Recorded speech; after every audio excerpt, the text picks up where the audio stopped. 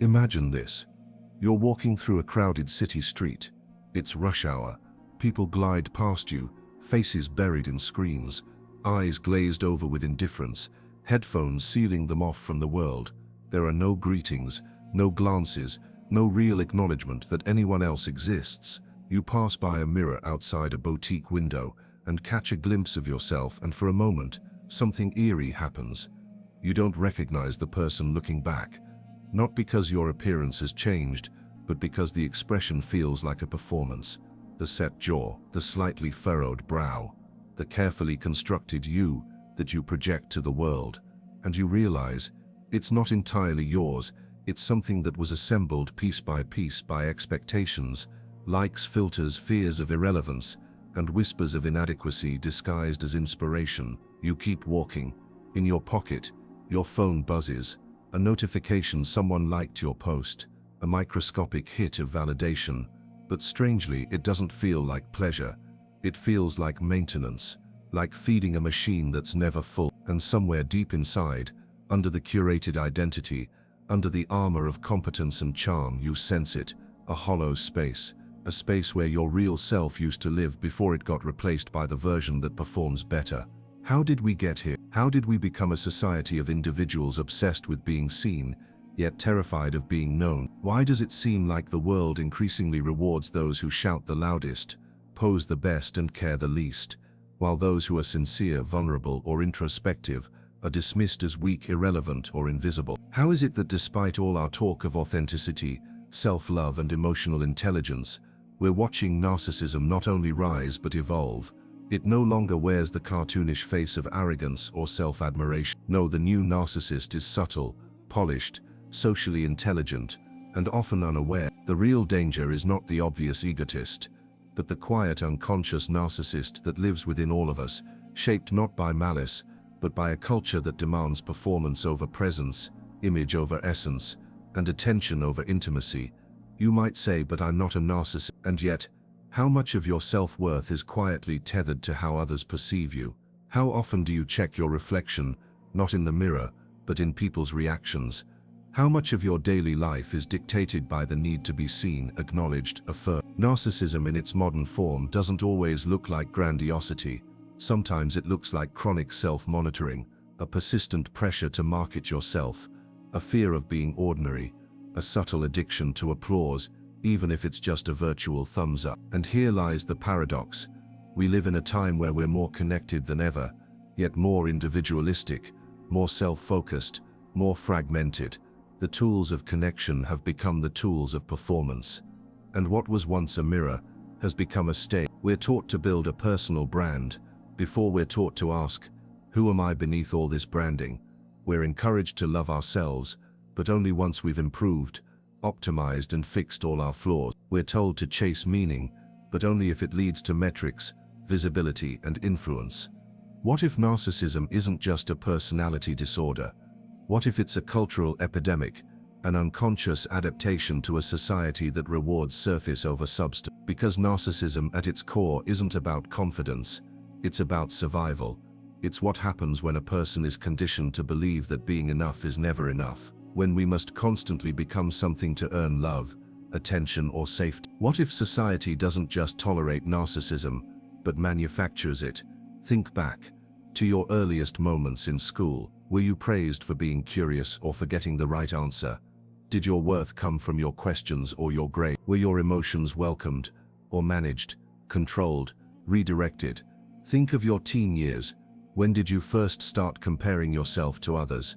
When did you first feel like you had to compete to be noticed, relevant, loved? And now, as an adult, how often do you feel like your value is measured by your productivity, your success, your aesthetic, your opinions?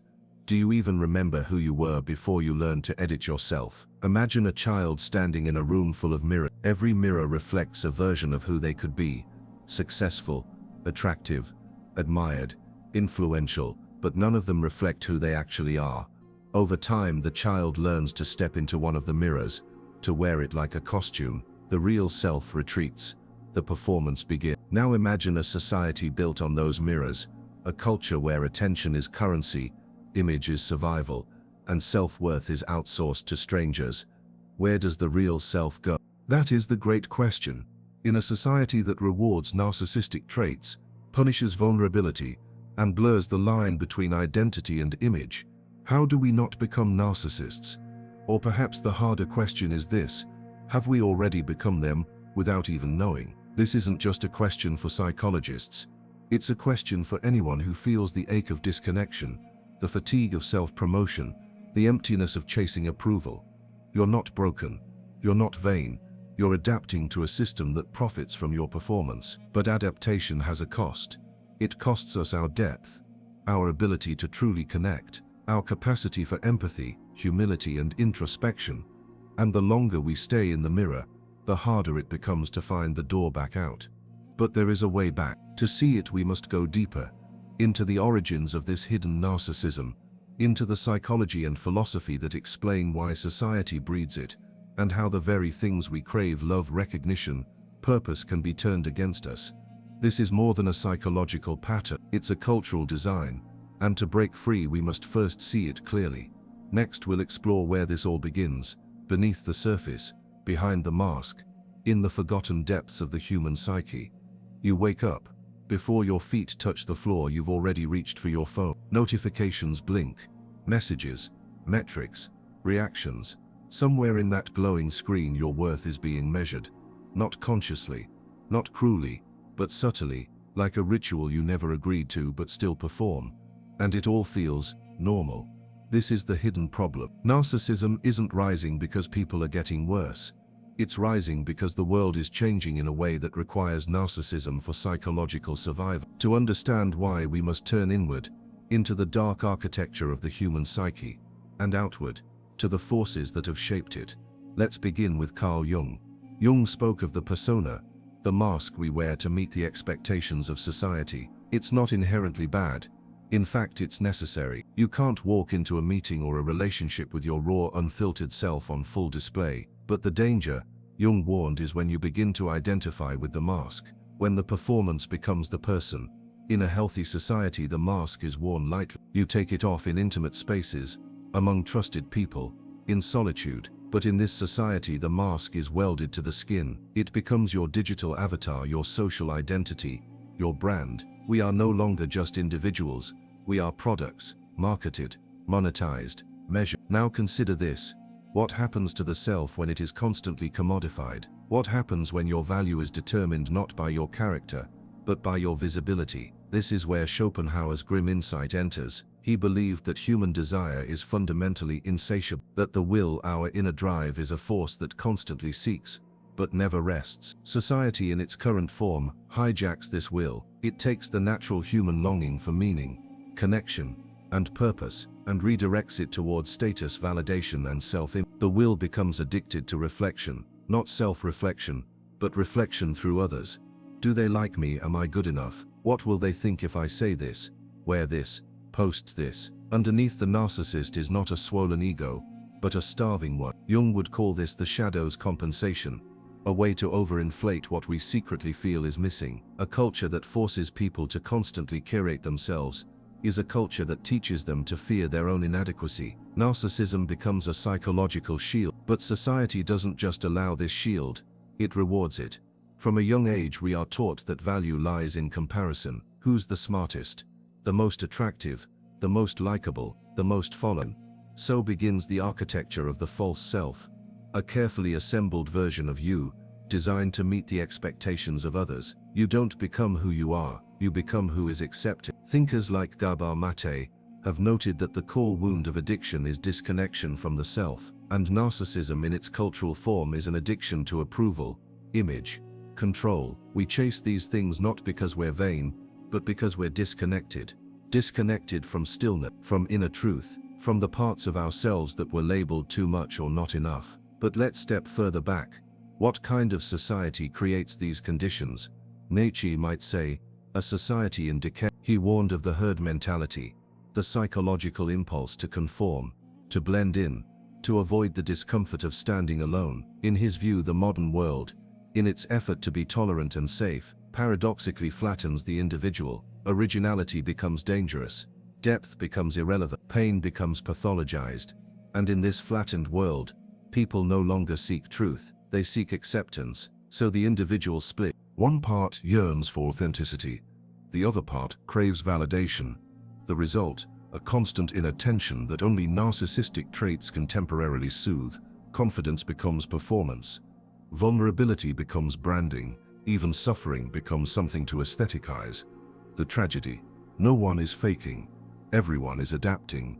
And yet, in this great performance, something vital is lost: presence. Because narcissism is not just self-love, it is self-absorption, not the joyful celebration of one's being, but the anxious management of one's image. Even our introspection becomes performative. Our healing journeys become content. Our transformations are posted, tracked, marketed. When the inner life is no longer sacred, narcissism fills the void. But there's more. To fully grasp this hidden problem, we must also look at our systems. Our economic model, capitalism in its current form, requires dissatisfaction. The machine cannot run if people feel whole. It must convince you that you're not enough, that you need the upgrade, the makeover, the course, the lifestyle, the hustle, the affirmation. Even spirituality has been co-opted. The journey inward has been rebranded as another path to external success: mindfulness for productivity, meditation for optimization, shadow work for influence. And so the self becomes a project, a never-ending renovation. Philosopher Byung-Chul Han writes of the achievement society, where people no longer need external masters to control them, because they've internalized the demand to constantly achieve. The result: people burn out, not from oppression, but from the illusion of freedom. You are free to be anyone. So why aren't you enough? It's this question, silent, ever-present, that fuels the modern narcissistic wound. And because everyone else is projecting success, peace, confidence, you assume it's just you who feels this way. You become ashamed of your shame. You hide the very pain that could connect you to others. Jean-Paul Sartre believed that we are condemned to be free, that we are responsible for defining ourselves in a world that offers no inherent meaning. And in the absence of spiritual or philosophical depth, society fills this void with mirrors, with metrics, with noise. And so, in a strange twist of irony, the most disconnected generation becomes the most self-focused, not out of arrogance, but out of hunger, a hunger to feel real, to feel seen, to feel whole. But narcissism cannot satisfy this hunger.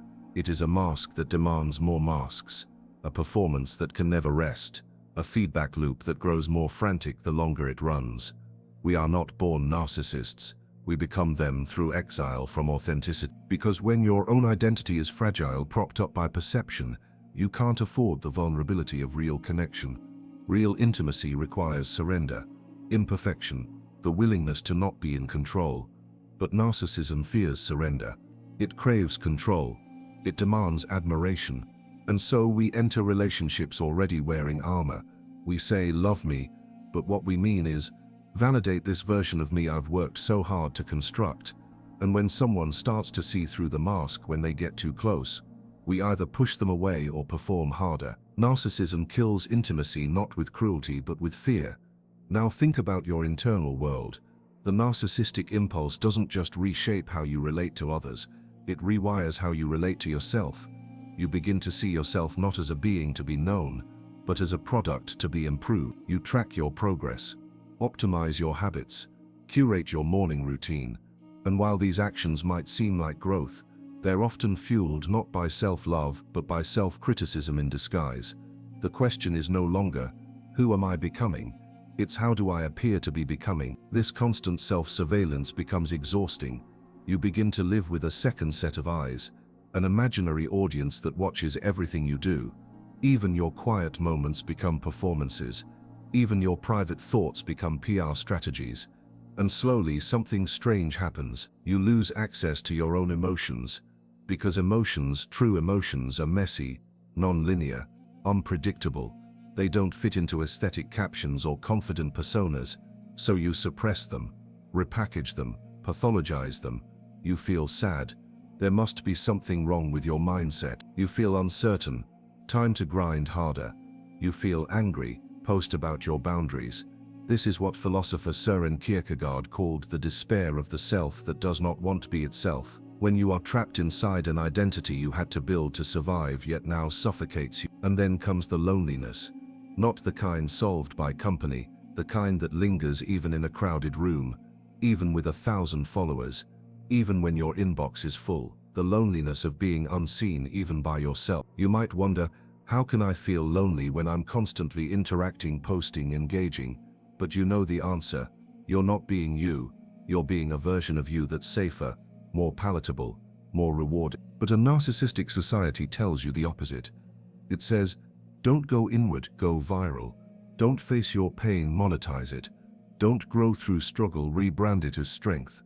And so you drift from version to version, profile to profile, platform to platform, each iteration shinier, none of them truly you. This is the unseen epidemic, not just of narcissism but of loss. The loss of authenticity, the loss of sacredness, the loss of a grounded, rooted self. But here's the most dangerous part. The longer you live in performance, the more you forget it's a performance. The mask fuses to your face. The persona becomes reality, and the real self, the one that is fragile, messy, flawed, beautiful, is buried beneath layers of survival. And yet every now and then something breaks through. A moment of stillness, a sudden grief, a piece of art that moves you, a memory from childhood, a dream you never chased, a truth you've been avoiding. These are not intrusions, they are invitations, whispers from the real self, reminding you that you are not a reflection, you are not a brand, you are not a performance, you are a being, and you are still here. But to find that self again, to return, you must be willing to rebel against the noise, against the conditioning, against the belief that you are only as valuable as you are visible. And that's where we go next.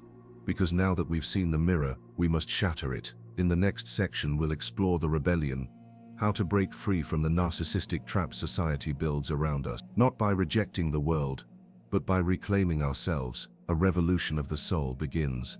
Not in noise but in silence. The rebellion doesn't start with a scream, it starts with a whisper, a moment of stillness, a question you can no longer ignore.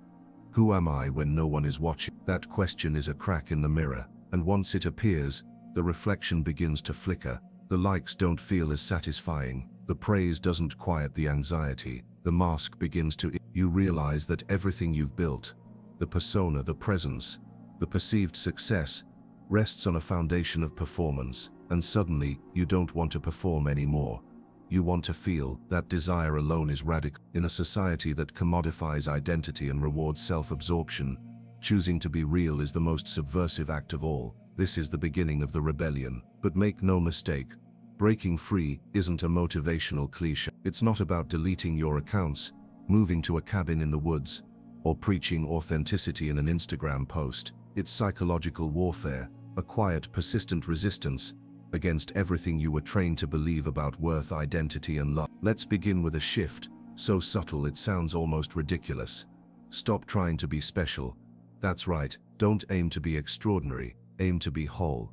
Narcissism thrives in the cult of exceptionalism. From a young age, you're told to stand out, be unique, rise above. But that pressure to be someone often pulls you away from being yourself. You begin performing your uniqueness instead of living your truth. You become terrified of being average, because average feels like invisibility. But the fear of mediocrity is a prison. It binds you to external validation. So the rebellion begins with letting go of the need to be impressive. This doesn't mean you stop growing. It means your growth is no longer driven by fear. You no longer chase applause, you chase alignment. Ask yourself, what am I doing simply to be admired? What part of me have I sacrificed to seem strong, wise, desirable?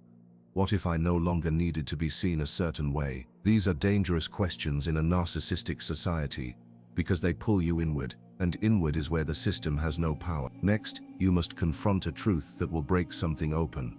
You are not a brand, you are a mystery. Brands are consistent, predictable, marketable, but you are contradictory, evolving, mysterious, and that's sacred. The modern world hates mystery. It wants clarity, certainty, personal brands with 3-word taglines. But the soul doesn't operate in bullet points. It speaks in symbols, dreams, longings. To reclaim your mystery, you must reclaim your inner life. Start here.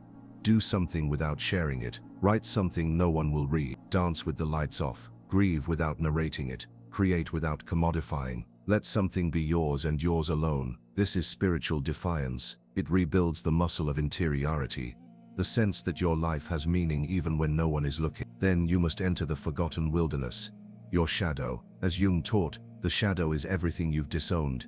Your shame, your rage, your insecurity, your deep longing to be loved. In a narcissistic culture, we're taught to polish these parts, to repackage them into digestible content. Here's how I turned my pain into power. But true shadow work isn't aesthetic, it's humbling. It requires you to sit with parts of yourself that have been exiled, not to fix them, not to reframe them, but to befriend. Ask yourself, what parts of me have I hidden to be accepted? When did I first learn that my feelings were too much?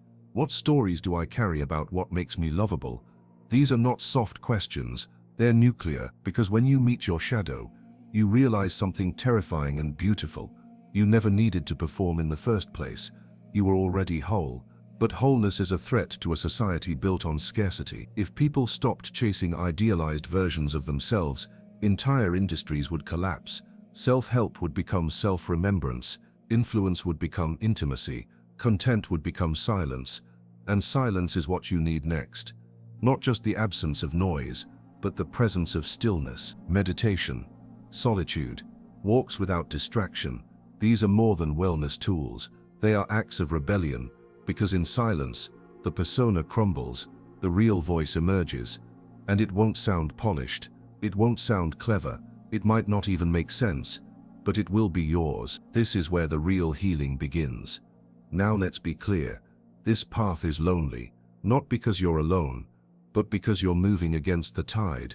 Most people are still trapped in the mirror. They won't understand why you stopped posting, why you stopped performing, why your language changed, why you've grown quieter, deeper, slower. They might say you've lost your edge. They might think you've become distant, but you haven't gone away. You've gone inward. And in that space something ancient awakens, something that doesn't care about metrics or masks, something that remembers. Call it soul, call it essence, call it the original self. It's the part of you that watched quietly as you built the persona, the part that whispered while you shouted, the part that never left, even when you abandoned it. Reclaiming this self doesn't mean rejecting modern life. It means reintegrating it. You don't have to burn your world down. You have to show up in it as someone who no longer needs to be seen to exist. And that changes everything. Your relationships deepen, because you're no longer using people as mirrors. Your work becomes meaningful, because it's an expression, not a projection. Your inner world becomes rich, because you're living from the source, not the surface. And here's the miracle. When you stop chasing attention, you become magnetic. When you stop needing validation, you become powerful. When you stop performing, you start resonating. This is not a return to innocence. It's a return to presence. But presence is dangerous in a world addicted to distraction. It exposes illusions. It reveals where we've betrayed ourselves in the name of fitting in. And so to live in presence is to live in truth. It doesn't mean you'll be perfect. You'll still have moments of doubt, vanity, fear. But now you'll notice them, and that awareness is everything, because narcissism thrives in unconsciousness. Once you can see the mask, you no longer are the mask. You become the observer, the witness, the one who knows. And in that knowing, something radical happens. You become not free from society, but free within it. You still play the game, but now you know it's a game. You still show your face, but now it's not the only one you have. You still build your life, but now it's rooted in something unshakable, yourself. Not the self society taught you to become, the self that has always been waiting beneath the noise. So let this be your rebellion. Let go of the image. Turn down the noise. Return to the mystery. Speak from the soul. Be seen only when it matters. And trust that the quiet power rising in you is not weakness. It is remembrance. Next we go deeper still, into the final ultimate truth, the one that makes everything else fall into place. The insight that reveals what the mirror was hiding all along. There is a moment, quiet, private, when the rebellion has done its work. When you've peeled away the mask, faced the shadow, stepped off the stage, you stand in the silence of your own mind, not as an idea or identity, but as something deeper, and a terrifying, beautiful truth begins to emerge. You were never meant to be seen. Not like this, not through filtered glass or public performance, not through metrics or mirrors. You were never meant to be consumed. You were meant to be. This is the ultimate truth, the one society keeps hidden behind the noise, that your value is not relative. It is not earned, displayed, compared, or proven. It is. It always was. And in this realization, something sacred shatters, the illusion that you are incomplete. You were told your worth lives out there, in what others see, say, share. You were told to curate, to fix, to become, to strive until you're worthy of love, to perform until you're safe, to be seen until you finally feel real. But it was a lie, not a cruel one, just a mistaken one, passed down through generations who also forgot. Because here is the paradox no one tells you: you only become whole when you stop trying to be. All your striving, all your self-improvement, all your inner work, necessary, yes, but not because they make you lovable. They're the process of remembering that you already are. And when you remember this, something in you exhales, the pressure lifts, the chasing stops, the mirror cracks for good. You no longer need to be admired to feel alive. You no longer need to be envied to feel powerful. You no longer need to be known to feel real, because you are no longer living from the reflection, you are living from the source. And that source, the true self, is nothing like the one you projected. It is quieter, humbler, more honest, sometimes uncertain, sometimes afraid, always real. It does not seek attention, it seeks connection. It does not crave perfection, it embraces presence. It does not build itself on performance, it rests in being. You come to see that narcissism, at its core, was never about vanity. It was about fear. The fear that without the persona, there would be nothing. But now you know there is everything. This truth cannot be taught, it must be felt, in the silence, in the stillness, in the moments when there's no one to impress and nothing left to prove. And in that space, something else awakens: compassion. Not the filtered kind, not the type used to signal virtue, but the deep sacred compassion that arises when you see others through the same lens. You realize they're not narcissists either. They're scared, conditioned, performing, just like you were. You see the influencer addicted to their image, and you no longer judge. You see the friend who constantly self-promotes, and you feel their ache. You see your younger self masking, proving, chasing, and you no longer cringe. You weep for them. You love them, because you know what it costs to live inside a mirror. This is the final transformation. You shift from image to essence, from judgment to understanding, from separation to oneness. And this shift is more than psychological. It is spiritual. You remember that you were never separate to begin with, that the narcissistic society created the illusion of individuality as isolation. Stand out, be unique, build your brand. But essence is not isolated. It is shared, interwoven, collective. You are not a brand, you are a thread in the fabric, and that fabric is made of consciousness itself. The more you let go of the need to be someone, the more you become everything. Not in ego, in awareness. You are the observer, the witness, the presence beneath all identity. And from this place, all the constructs begin to fall. The fear of being average, gone. There is no average when you are infinite. The hunger for approval fades. You approve of your own existence. The need to be extraordinary, laughable. You are simply by being alive. You come to see that life isn't about being seen. It's about seeing, truly seeing, the world, each other, yourself, without distortion, without the mirror, with reverence. And when you see clearly, you love differently. Not as transaction, not as validation, but as recognition. You see the divine in the mundane, the sacred in the broken, the whole in the imperfect. This is what the narcissistic society cannot teach you, because it does not know. It forgot, but you remembered, and now you walk differently. Not louder, not shinier, not more admired, just freer. You still live in the world, but you are no longer of it. You use its tools, but are not used by them. You speak, but from silence. You act, but from presence. You connect, but from truth. This is not a better version of you. It's the real one, the one that always was, waiting beneath the noise. And the most extraordinary thing, you no longer care if anyone else sees it, because you do, and that is enough. That has always been enough. So what now? You don't need to prove anything. You don't need to start a movement. You don't need to scream this from the rooftops. You simply need to live it. Let your being be the message. Let your presence be the protest. Let your peace be the proof. Because in a society that turns people into narcissists, the most powerful act of all is to be fully, quietly, unapologetically yourself. And if you must leave them with anything, let it be this: you are not your reflection, you are not your followers, you are not your curated identity. You are the one behind the mirror, watching, breathing, becoming, being, and that is more than enough.